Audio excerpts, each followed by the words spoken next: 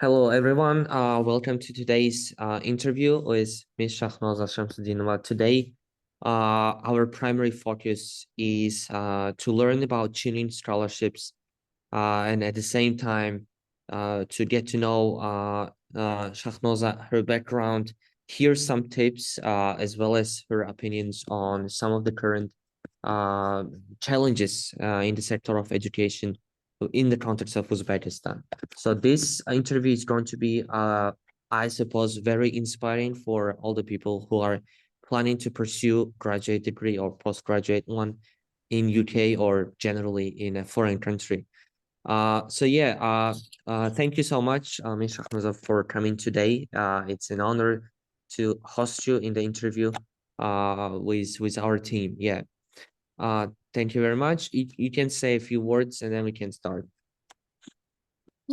Sure. You can call me Shakhnoza, by the way. Hello, everyone. Nice to meet you.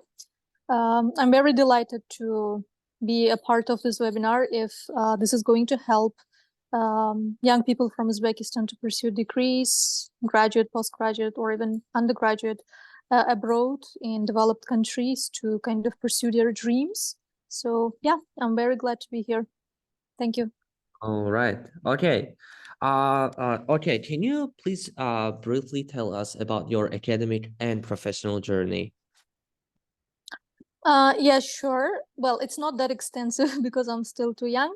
But so starting with my academic background, I have Bachelor of Arts in International Relations and Political Science from the University of World Economy and Diplomacy in Tashkent, Uzbekistan, and a master's degree, postgraduate one in Education, Public Policy, and Equity from University of Glasgow. So currently I have started my doctorate in education from the same university, from University of Glasgow.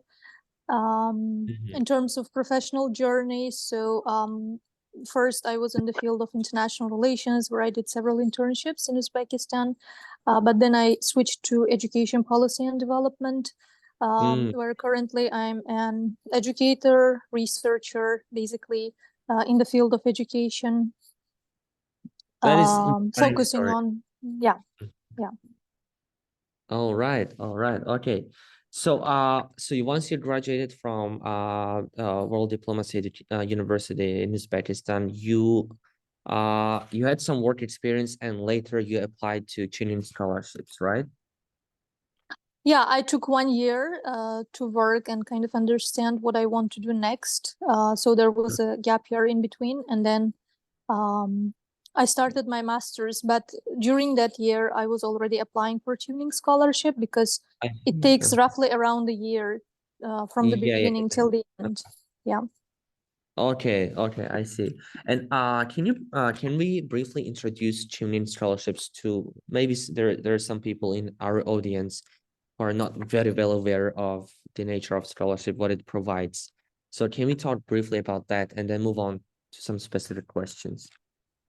Yeah, sure. So Chevening scholarship is a international scholarship offered by the UK government, particularly FCDO, which is Foreign Commonwealth and Development Office, to students, for like international students from all over the world to pursue their postgraduate degrees in the UK.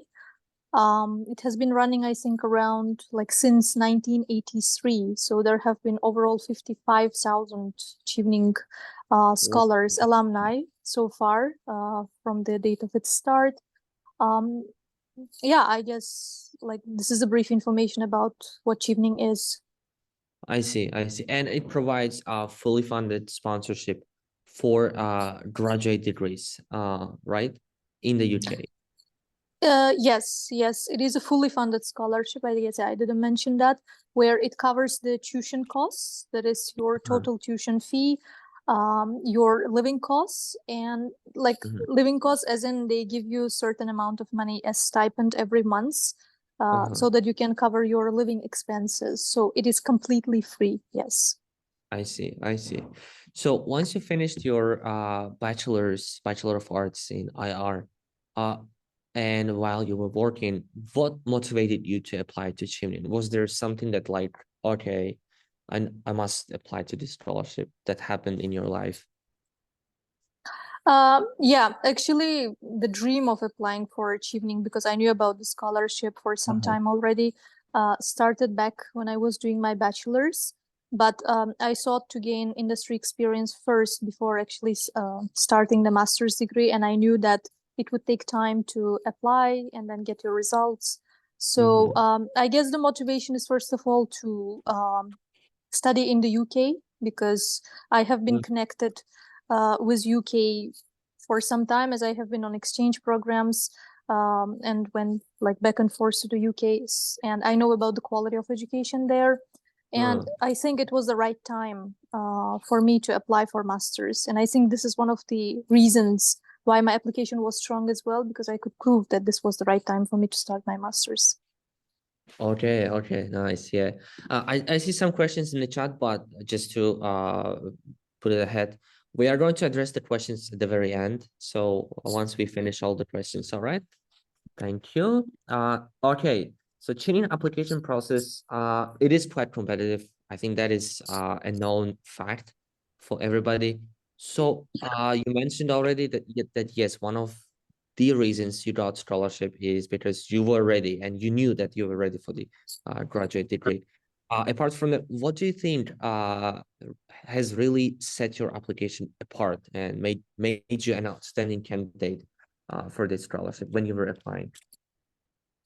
Okay, so I think first of all, it is research and preparation. That is, you have to conduct very good background research about what the scholarship is about, what the eligibility criteria are, whether you fall into this eligibility criteria, and of course, research about the courses and universities that you are going to apply for.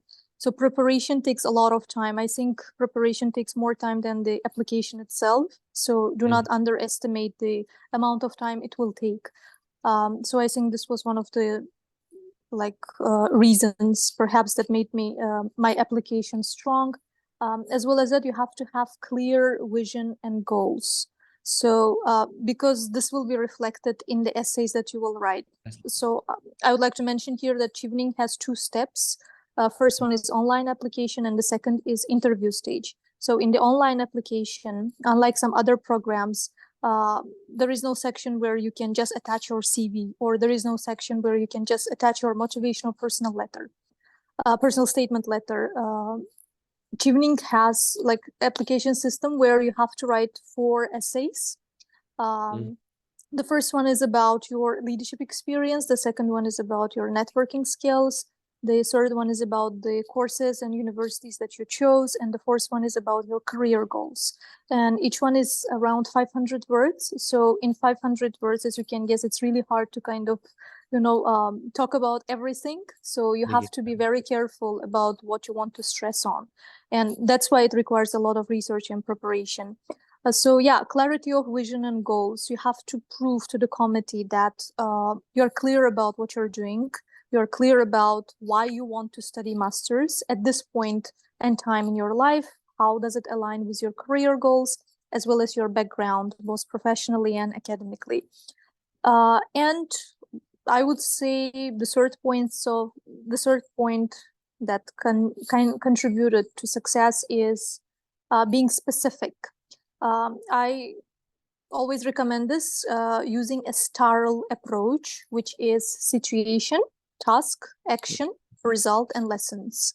So whenever you're providing specific examples to highlight your leadership and networking experiences, you have to use this approach where you describe a particular situation, like what was the situation, what you did, what kind of actions you took, what the results were, on what you learned from the situation. So as you see, this is very much specific. So yeah, these are the main factors that you need to take into account when you're writing your essays, because this is the first filtering stage. I see. Wow. Okay. That was I think that was very important that you mentioned the application process in very detail, as well as brought up this point. A very nice advice, I think, using the STARL approach. Okay, impressive. I really like it, the way you explain the process, because it's, I think, really clear. So 4 essays, 500 words each. I think, yeah, we have to really pay attention to the program before we even apply, before we even think of applying to.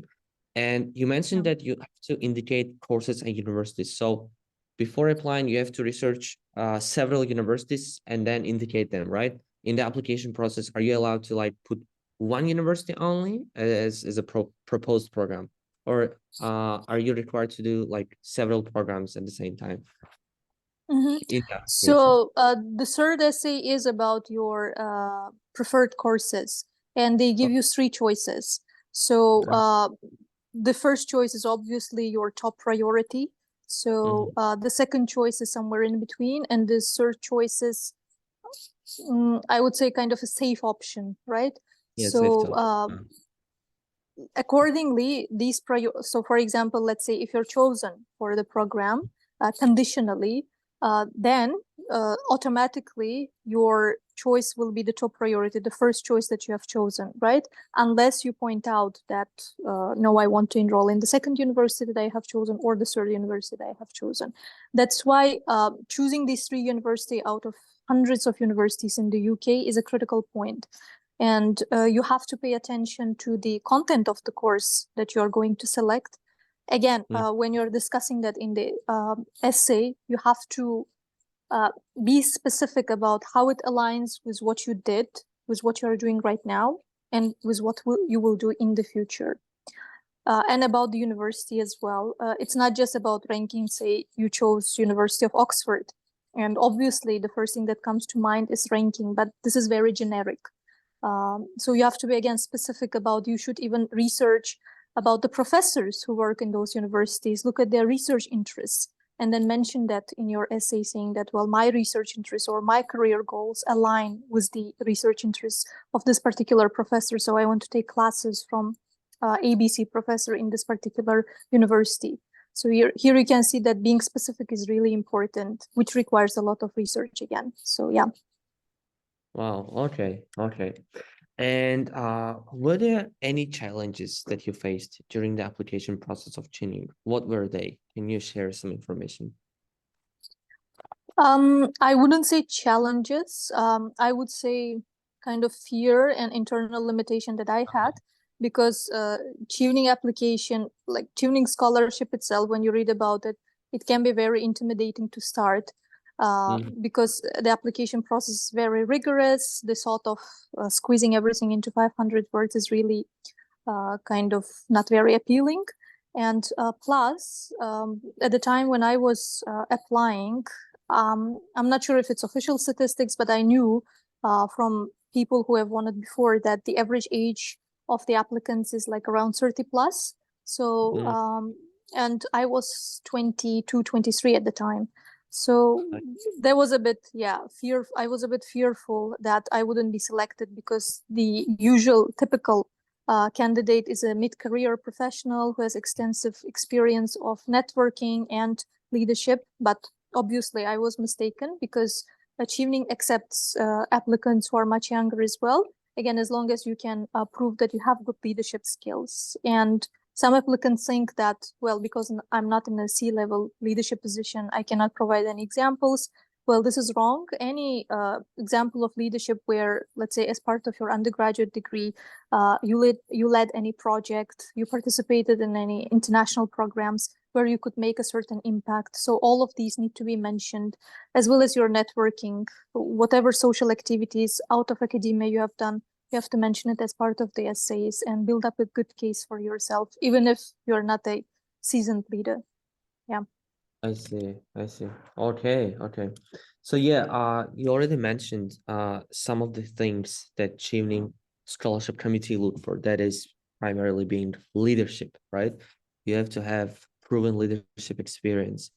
Do you think there is anything else that the criteria that the admission committee, let's say, pay attention to? For example, your academics, like in terms of GPA, or specific exams that you have taken, or anything else that comes to your mind? Yeah, like definitely I think GPA is important for many scholarships. So the kind of grades that you have taken in your undergraduate degree, whether you have graduated with honors or not. So this make a difference. Apart from that, like if you look at the eligibility criteria, so you have to have undergraduate degree, you have to meet the English language requirements, but that comes, I think, at a later stage when you're chosen, when you're conditionally selected, where you have to submit IELTS examination result, but that comes a bit towards the end. So one more point is you have to have 2 years of working experience.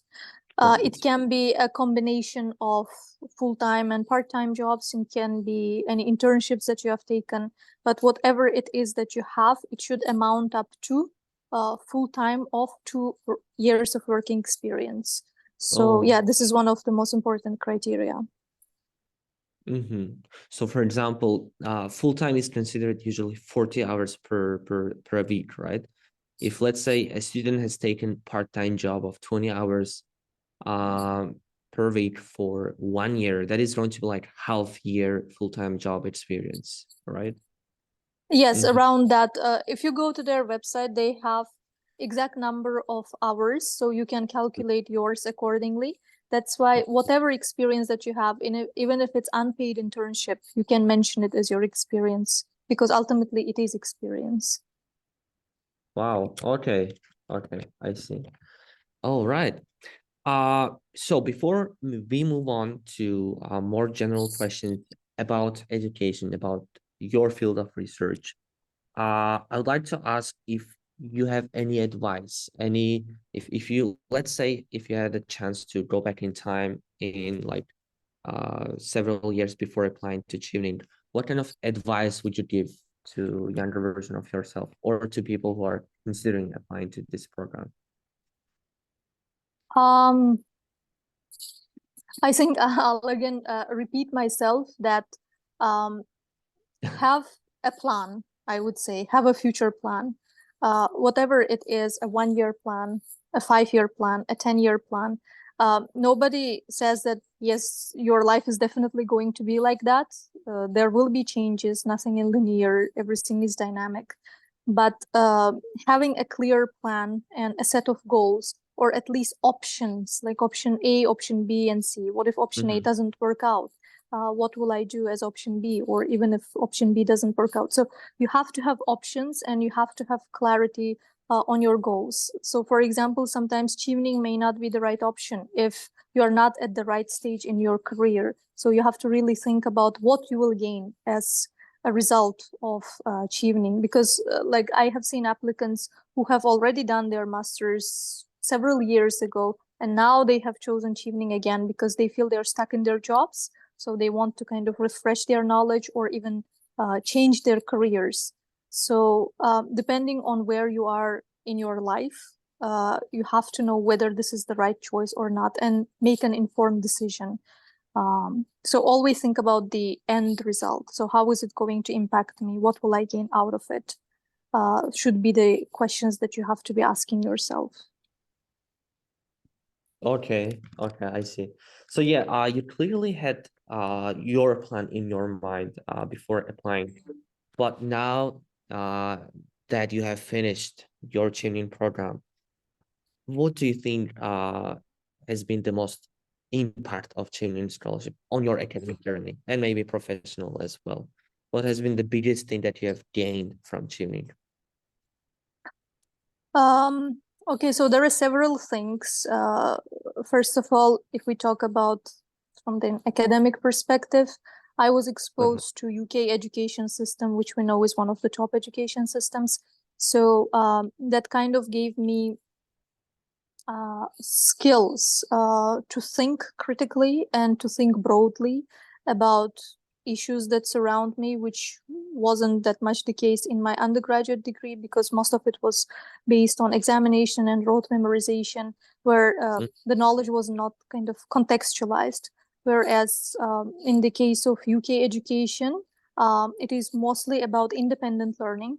Nobody will come and tell you, well, you have to do this, this, this, and that. They usually provide guidance, but you have to walk the way yourself. And this takes a lot of independent learning, a lot of independent effort from your side.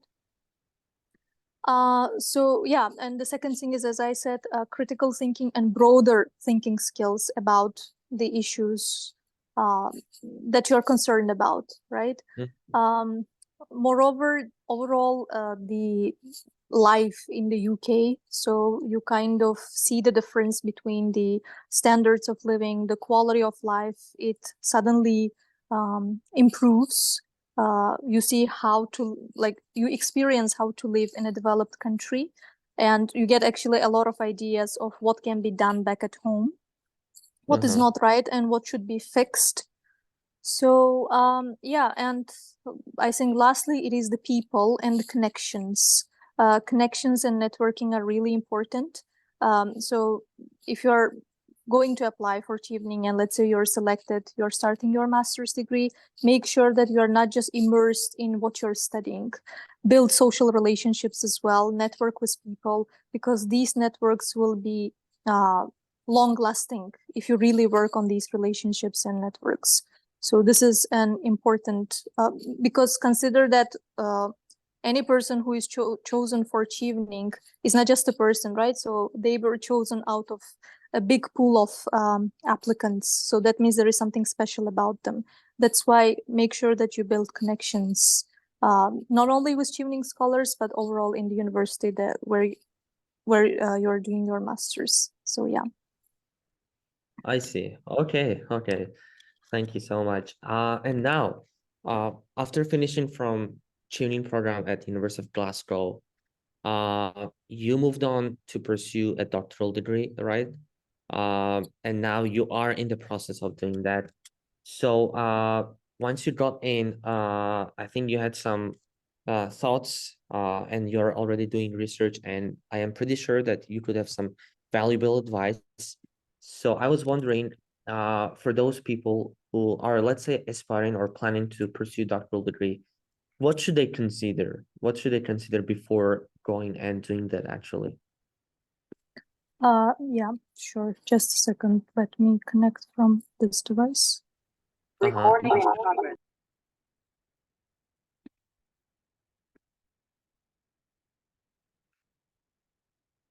Yeah, hope you can hear me. Yes, we can hear. Yeah, so regarding the doctorate journey, so after graduating from master's, I immediately got a job. So I've been working for 2 years now in the field of academia. So and if you're working in academia, the next step obviously is getting a PhD or a doctorate. And I have chosen to do doctorate. So you should ask a question, why do I need, again, doctorate? Do I want to be in academia? Do I want to take the next step? Do I want to be, let's say, a researcher or a more practice-oriented person? Do I want to work in the industry or at higher educational institution? So based on the direction that you want to take, if you really want to pursue research and the field of academia, then a PhD or a doctorate would be the logical next step. However, if you want to be in a more practice-oriented field in the industry itself, then I would recommend getting some experience first before you want to start your doctorate journey. So ultimately, it depends on which field you want to be working in. I see. Yeah. So it's really a decision you need to make before going to doctorate is, okay, am I actually a good fit? Do I really need this doctorate field? Do I need to become a researcher, or do I want to do something else? Okay, that is valuable advice. Yes. And now moving forward and going even more detailed into your background. So you have background in education policy and research. Could you identify some of the top challenges and opportunities that you see in the field of education in Uzbekistan? So yeah, that's a good question because yeah, I looked into this topic as part of my master's dissertation as well. Not particularly the education system, but like higher education system and its relation to labor market of like youth labor market for young people. Okay. So in terms of challenges, if I talk about the whole education system, starting from school level to the higher education institutions, I think the first one is the biggest challenge is over-reliance on traditional teaching methods and over-reliance on rote memorization. It's kind of, you teach to the test, as they call it among educational researchers. You Yeah, teach to the yeah. test. You don't teach for the sake of learning, but you teach to the test, which may be good for a short period of time where you memorize things, but then as soon as the examination is past, then you forget about that. So in the 21st century, if you look at the future of skills by OECD and other international organizations, nowadays more highly skilled people are needed who don't just have the knowledge, because knowledge is no longer our strongest side, especially with the introduction of artificial intelligence. But Yeah. it is moving to a kind of more skill-based economy where you have to have transversal skills, as they call it, skills that can be applied in several fields, across the fields, because you don't know whether your job is going to be there tomorrow or not. It's a very volatile economy that we're living in, where jobs can be wiped away by artificial intelligence, right?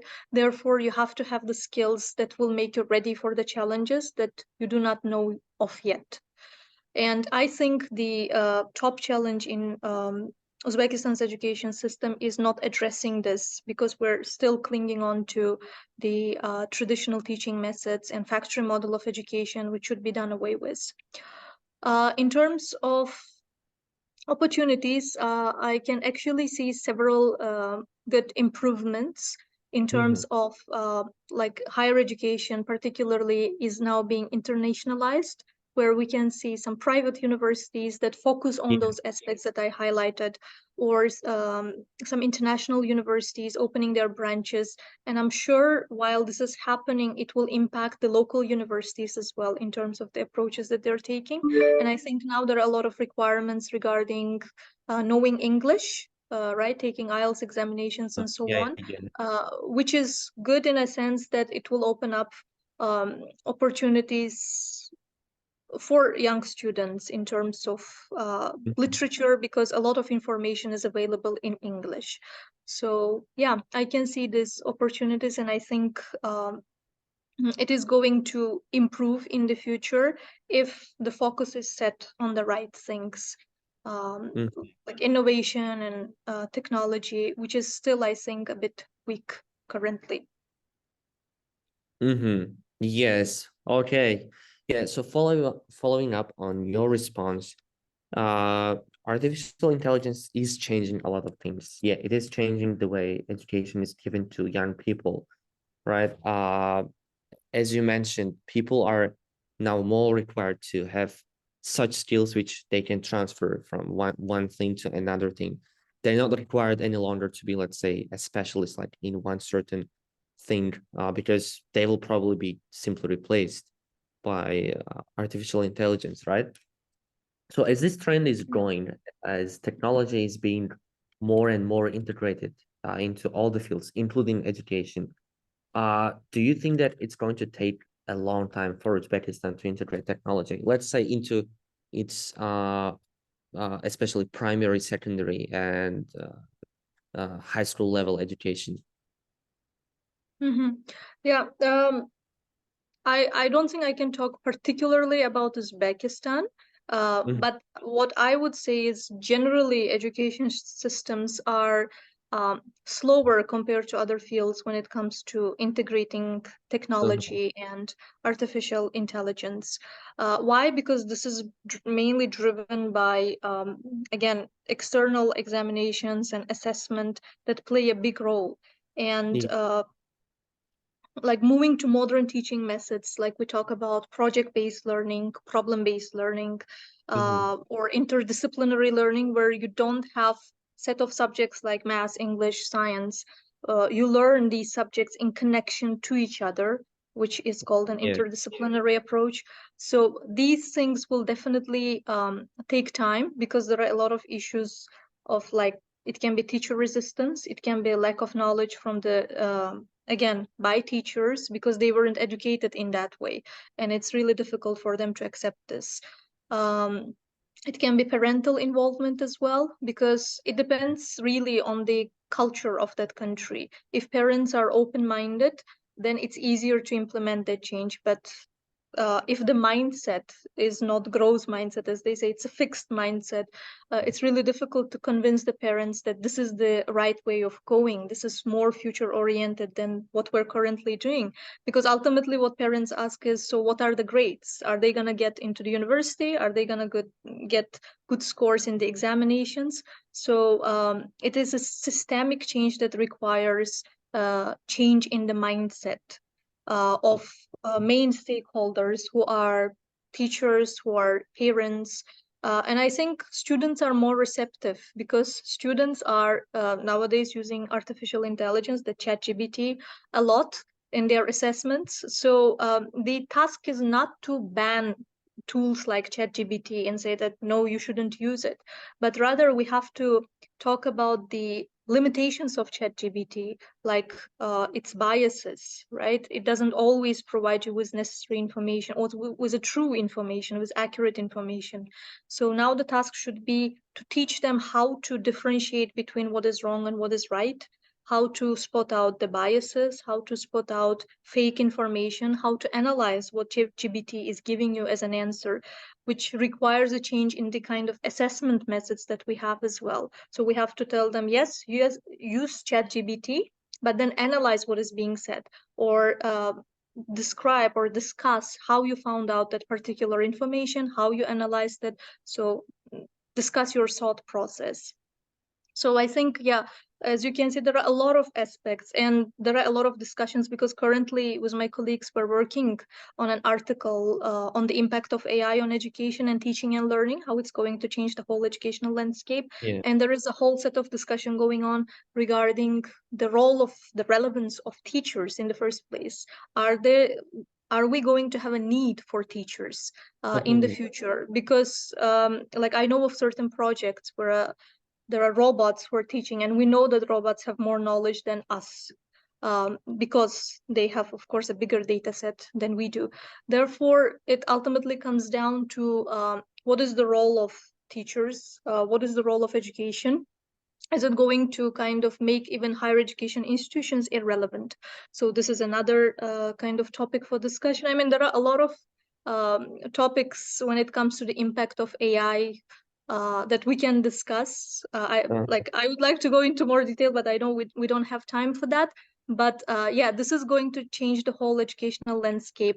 But in terms of when is it going to happen, in, let's say, particularly in Uzbekistan, I think it will take time, but time is a luxury that we don't have, because it is developing at such a fast pace that, like, I think you're a software developer, so you yourself know that AI learns by itself. So the more you feed data into it, the better it becomes day by day. That's why we cannot talk about 5 or 10-year period. The change is much faster here. Like talking about the context of Middle East, because I travel in between Uzbekistan and Middle East, like particularly we can talk about the United Arab Emirates, which you know is one of the most innovative, like a lot of innovation and changes going on here. But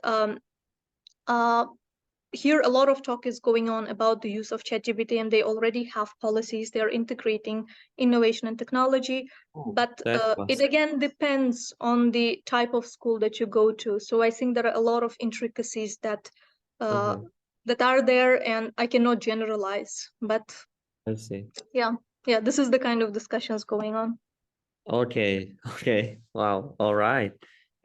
Those are very nice insights that we must know, be aware of. And I mean, we have to be ready for all of this, at least because especially I think most of our audience who is watching right now, they are also people who are planning for graduate degrees or postgraduate, some of them maybe even, and spreading knowledge about all of it, trying to inspire them to research in such fields. For example, in your case, it's education technology, right? So I think we are about to achieve some progress in this field. Time, yes, it's going to take time, definitely. I'm also not sure how much time it's going to take, but the trend is clear. It is that Uzbekistan is going to has to accept these changes in order to, let's say, keep moving forward to develop its education and generally economy. Yeah. All right. Yes. This is a very nice discussion, Shakhnoza. I think it is so nice that we actually met in this Zoom session and talked about all of these aspects of starting from, small things like Chevening Scholarship, your journey, and moving all the way to how technology is shifting the landscape of education. This has been insightful personally for me as well. So I would like to thank you for that. Uh, all right. So if we have time, we are going to just, answer a couple of questions that our audience might have.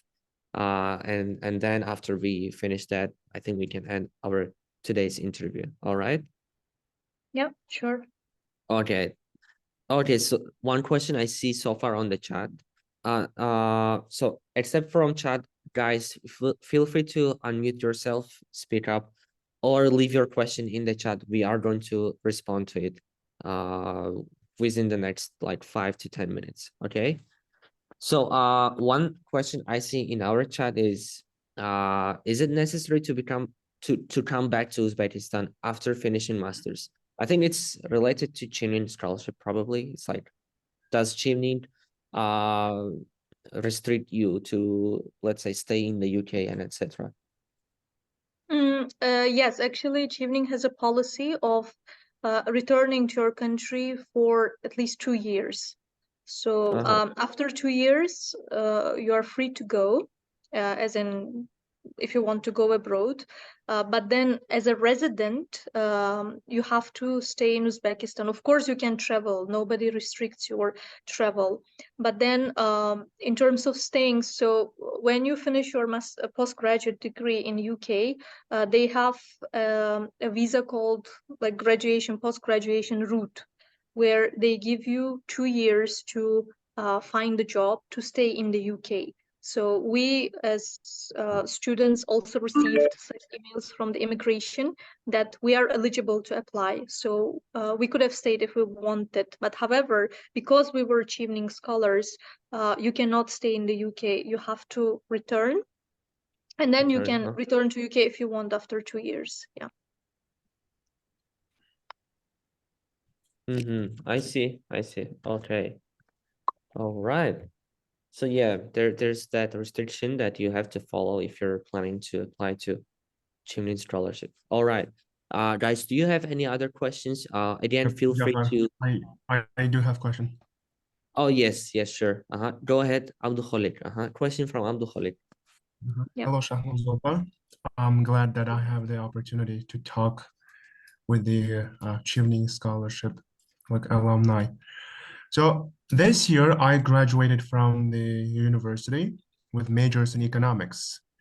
And you did mention that the work experience is the core part of the application.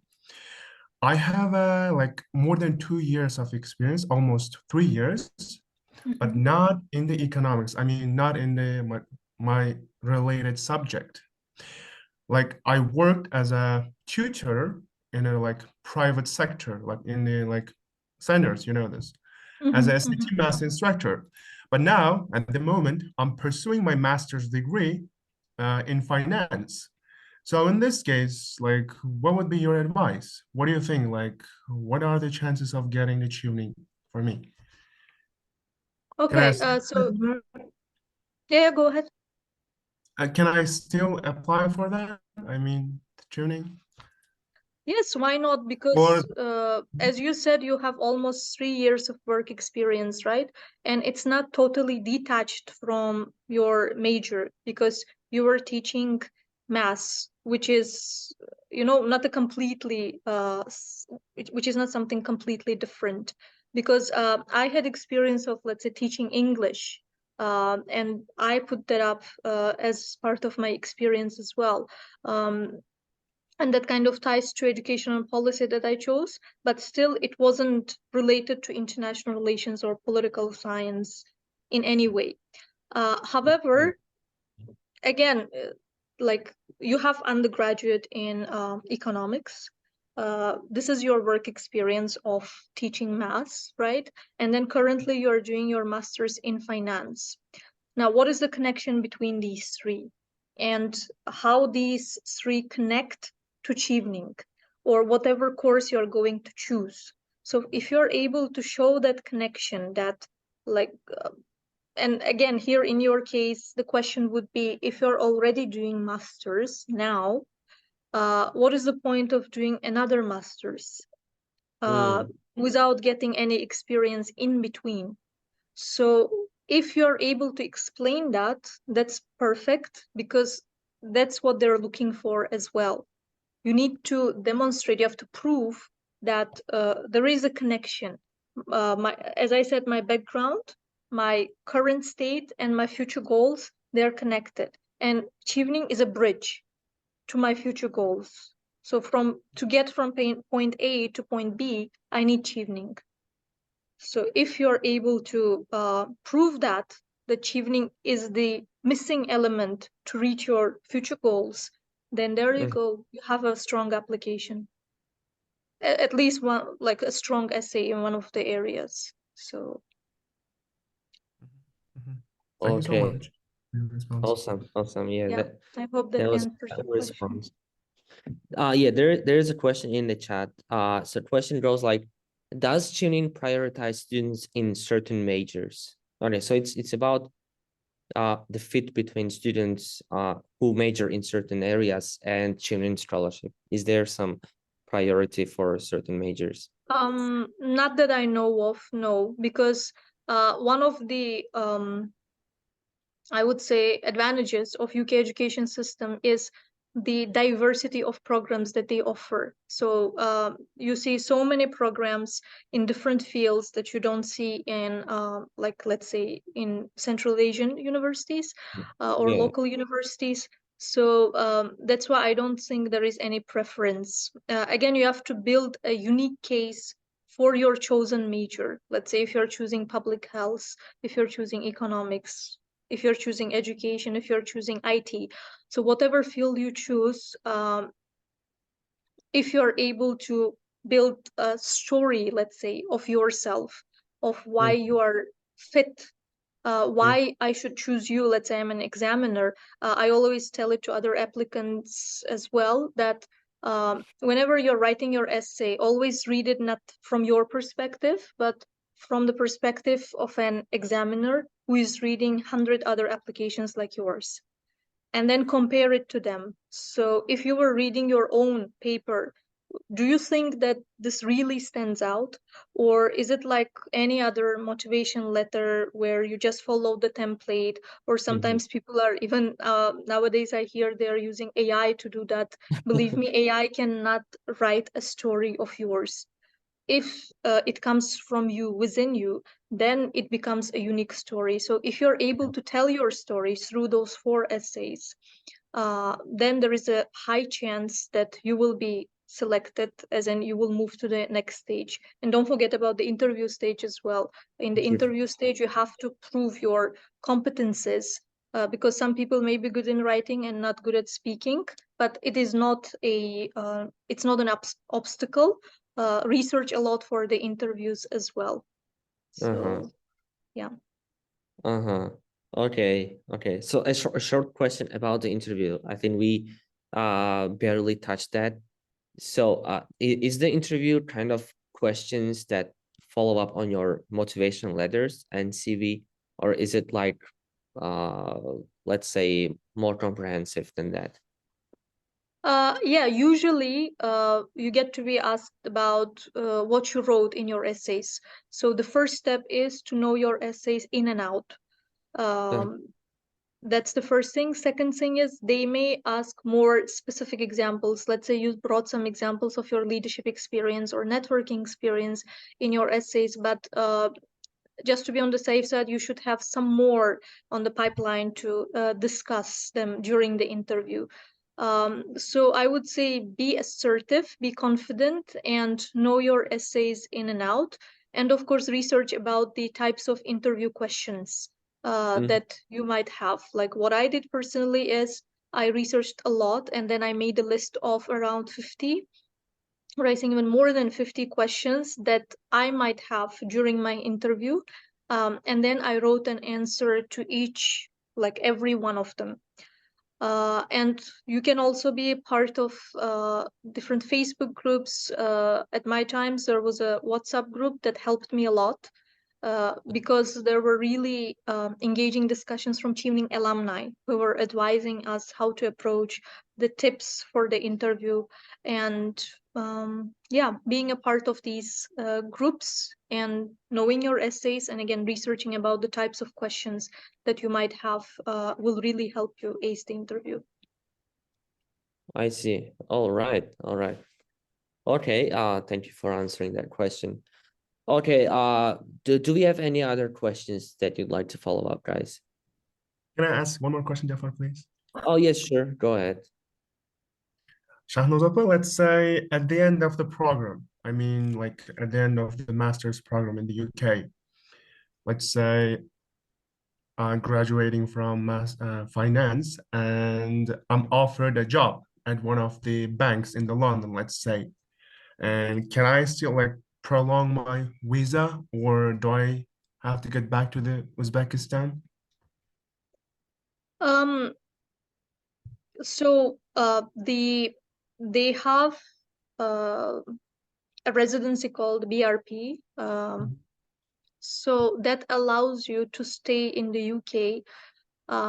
Let's say your studies finished in September or October of 2023, and that allows you to stay there legally until March, around February, March 2024. So I have heard of some people from some other countries who have stayed until their BRP expired, but ultimately they returned to their home countries. So unless it is a personal circumstance which forces you to stay in a particular country, you need to return because this is a policy. So yeah. I returned to Uzbekistan right after my studies finished, so I'm not sure if you're allowed to stay. But as I said, I know of some people who stayed until their BRP expired. Okay. And one more question, please. At the time of application, how many years of work experience did you like have at the time of application?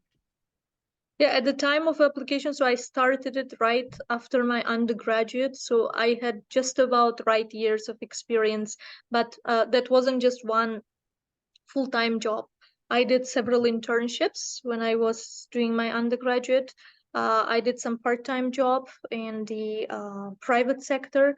And of course, before applying, before even considering application, I calculated those working hours to make sure that they add up to 2 full working years. So yeah, I had just about the right hours of working at that time. Thank you so much. Yeah, welcome. Okay. Ask the question. Yes. Let's say I've graduated from a master's in the UK, and I got job offer in Germany. So is it okay if I go to Germany, like, and start working there, or are there some limitations as well? Again, you will have a program officer who is based in London, who will be kind of assigned to you. So my program officer, as I remember, like the same exact question was given: what if I'm given a job offer in a different country? So there are unique cases where it was allowed. Again, let's say it's a personal stance. You got married and you have to go to Germany. So there is no other option. Then in this case, you can make a case perhaps that, well, this is a personal situation. From what the program officer told me is what I'm telling you as well. But I think like they can look at these on case-to-case basis. But generally, the policy is you have to return to Uzbekistan for 2 years, and then after that, you're free to go if you want to. So I would say you can talk to the program officer if the situation really requires you to do so. I know this is one of the aspects that many people consider before applying, because there are other programs like DAD, I think, in Germany that allows you to stay. Even in Fulbright, which is analogous scholarship offered by the US, I think even in that case you have to return. I'm not sure. So there are different requirements for different programs. And I think this is one of the aspects you can consider before applying for Chevening as well, whether it aligns with what you want to do next. I see. All right. Do we have any other questions, guys, before we end today's interview? Yes, I have got one question. Oh yeah, I think that would be final question, then we can end, right? Okay. All right. Yeah, Fazil, go ahead. Hello, Ms. Shakhnoza, and I'm really happy to see you today because I'm really interested in education, philosophy, psychology myself, and I've been thinking a lot about what to choose to do next because I am now an undergraduate student, a sophomore student at the University of World Languages, perhaps you know it, and I am in the Faculty of Translation. But as you know, translation is a dying measure, and if I think about my future, it's really hard to do something great.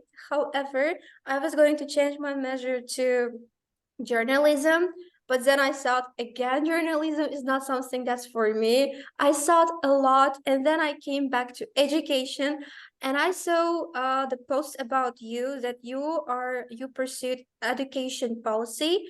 And I further on searched for the measures for that, education administration, education management, and so on. And perhaps I can be fit for that because I also worked at education center for 2 years, taught English. And nowadays I've got teaching in my own school, university newspaper as well. And do you think that I should apply for education policy with my measure? Is it possible to do that, like with translation? How can I show my professionalism that I am fit for that measure? That's where I'm stuck. Okay, so from the kind of questions that I'm getting, I see this one tendency in Uzbekistan that if you chose one major, you have to go, you have to choose this measure towards the end. That is, you have to choose your master's, you have to choose your PhD, and then like your whole lifetime career should be connected with it, which is a very wrong assumption actually. Because if you look at developed countries like the UK, US, some European countries, there isn't any tendency like that. People switch jobs, people switch majors, people switch careers, and it's absolutely fine to do so. Because at certain point in your life, you realize, well, this is not what I want to do. I want to switch to something else. There are, let's say, people who come from humanitarian field, social sciences field, and then choose to do tech jobs, like they go into IT. Recently, we had a talk with one girl who is working now in the UK.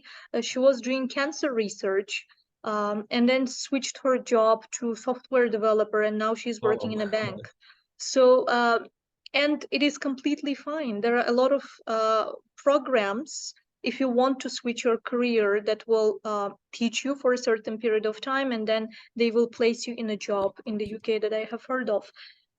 So what I'm trying to say is don't cling onto one major if you have chosen it. So you highlighted it very well, that if this job you think is not going to be very relevant in the future, then what is the point of pursuing that career, right?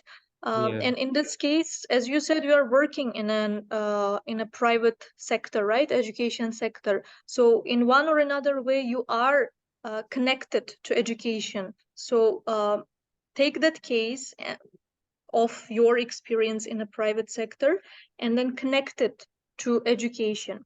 And again, when you say education, education has many streams as well. Is it educational research? Is it policy? Is it leadership?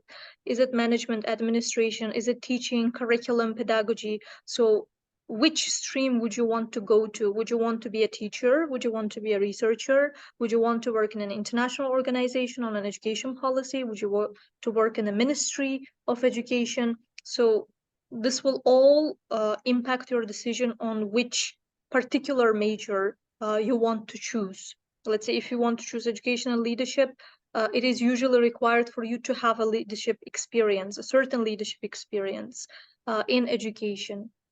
So don't be afraid to make that switch in your major or career at any point if you feel this is the right thing to do. Just capitalize on what you have that connects you to education and build up your case. Thank you very much. After your speech, I am much more confident now. Thank you. Yeah, welcome. Hope that helps. All right. Okay. Okay, then. Thank you so much. So I think this is about the time that we are going to finish our interview. So to just sum up everything what we have talked about.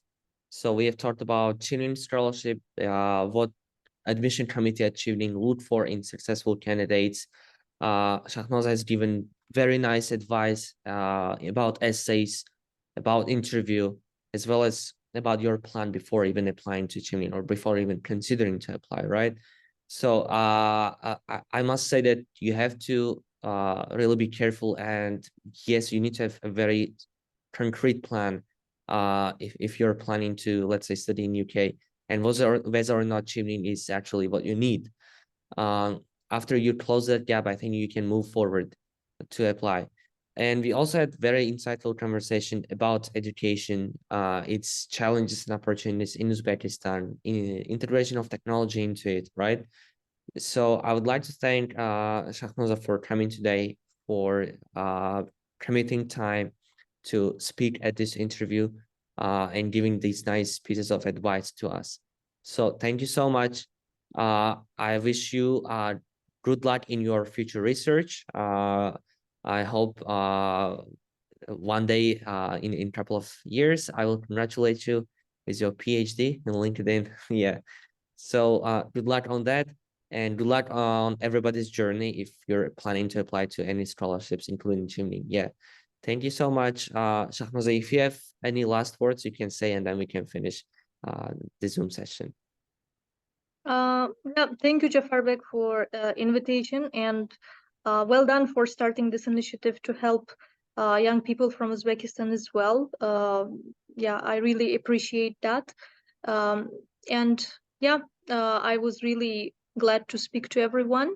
Wish you best of luck. Like talking to you, I can see that the future of Uzbekistan is really bright if we have young people like this. So yeah, best of luck to you in your professional and personal journeys. Thank you. Thank you so much. Bye-bye. Bye. Bye-bye, everyone.